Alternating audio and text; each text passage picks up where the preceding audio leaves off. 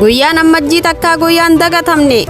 Guyyaa kontaalonni gurguddaan kan nurraa wareegame. Guyyaa miseensa bali dhufee irbuu haareenfate. Kaayyoo jaallan keenyaa galmaan geenya jechuudhaan gaddaan muddii hidhate. Guyyaa korri gumii sabaa walitti dhufe. Ammajjii takka jedhee mallatteesse. Tanaafi kabajama guyyaan ammajjii takkaa. Tanaaf kabajata sabni Oromoodha. Tanaaf kabajata sabni Oromoodha. Bagatti keessan guyyaa ammajjii takka sabni koo Oromoon Awurooppaa Eeshiyaa warreen falmattan turree gootaa qabattanii warreen dhaabbattan saba kan halkanii fi guyyaa deeggartoota waboo dabalatee bagatti keessan guyyaa ammajjii takka deeggartoota waboo dabalatee bagatti keessan guyyaa ammajjii takka bara 1974 qeerroon Oromoodhaa tokko kan sabaafif kanne carcar cirroo keessa dhaabbatee afaan qawween faaruu faarfate bareelee moogiltuuti ka afaan qawween faaruu faarfate sagalee uummata koo jedhee dhaamsa dabarfate ammatta qiidhaatii fi jaalundee qabsoon Oromoodhaa wareegama lubbuu gaafatte qabsoon Oromoodhaa wareegama lubbuu gaafatte elee moogiltuudhaa jalqabaaf dhukaase qabsoo Oromoodhaa itti aanee kufe Taaddasaa Birruudhaa dhaloota barsiise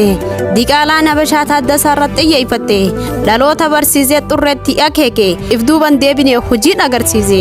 ofdiiban deebinee hojii agarsiise elee moogiltuudhaa carcar cirroo keessatti alagaan marfame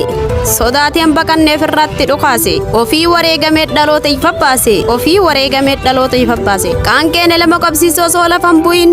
Laggasaa Wabiidhaa Jaal Magarsaa Barii Jeneraal Waaqoo Guutuu Jeneraal Taaddasaa Birruu Jaarraa Abbaa Gadaa Jaalladhii Gammadaa xurreen babal'achaa dhaloota dhaalchisanii naftanyoota diinaatti dhukaasaa jedhanii naftanyoota diinaatti dhukaasaa jedhanii dhaamsa nutti dhaamanii kaayyotti jijjinee falmachuu abbootirraa dhaalle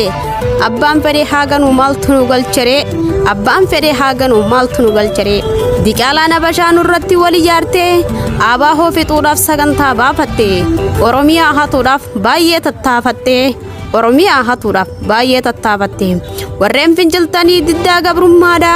warreen didattanii madda gataantummaadha sabaa fi falmattan riqicha taatanii seenaa keessan kalee dhaloota dhaalchistanii tanaaf hidhannee qawweedhaan falmanne tanaaf hidhannee qawweedhaan falmanne gootawwan Oromoo warri lafee cabsee dhiiga dhangalaase Oromiyaa ijaare osoo jiraatanii garaa naarii nabee qaama isaanii duwwaa qaruurarra oofanii reefka goota kiyyaa bineensa nyaachisanii reefka goota kiyyaa bineensa nyaachisanii eegaa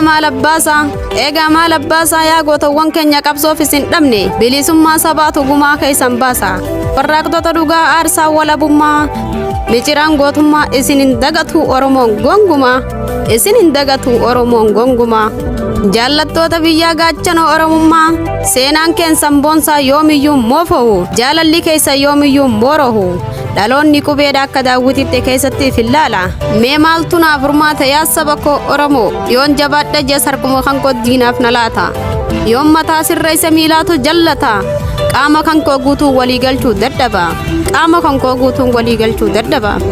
yaa guyyaa duumessaa biiftuu bahaa dhowwaa kan keena sheenessaa odoon obsuun bohaa odoon obsuun bohaa odoon obsuun bohaa odoon obsuun bohaa hin boohu jaala koo garaa koon hidhadha kaayyoo irra kuftee galma geessuuf tattaafadha kalee waliin hin nyaannee waliinis dhuyne baddaa fi gammoojjii hunda waliin buuni lola irratti bobbaanee na jalaa wareegamte anis eegaati deemta kan kofline manni kan koo hundinuu natti qorrate manni kan koo hundinuu natti qorrate warreen gumaa goota abbaa sinattanii mana gumaa seentanii warri ikiraamili buqqasinattanii ikiraamili daawwattanii warri mana harcooreettanii buna dhuydanii warri qawwee dhiigaan dhufte ba'attanii diinaaf geessitanii warreen diina keenyaan gartee walii galtanii warri lafee jaallan kiyyaa bishaaneessitanii dhiiga jaallan kiyyaa bishaaneessitanii miliyeenaan jijjiirrattanii galatoomaan isinin jedha humaa isinin hin jedhu galatoomaan isinin jedha kan qabsoo irratti hafuus hayyee walaloon tiyya asirratti dhaabbatti saba koo Oromoo galatoomaa barreessituu walaloo tanaa Hanii Mohammad Oromiyaan biyya Oromummaan dhiiga amantaan kan abbaa injifannoon kan uummata Oromooti horaatii bana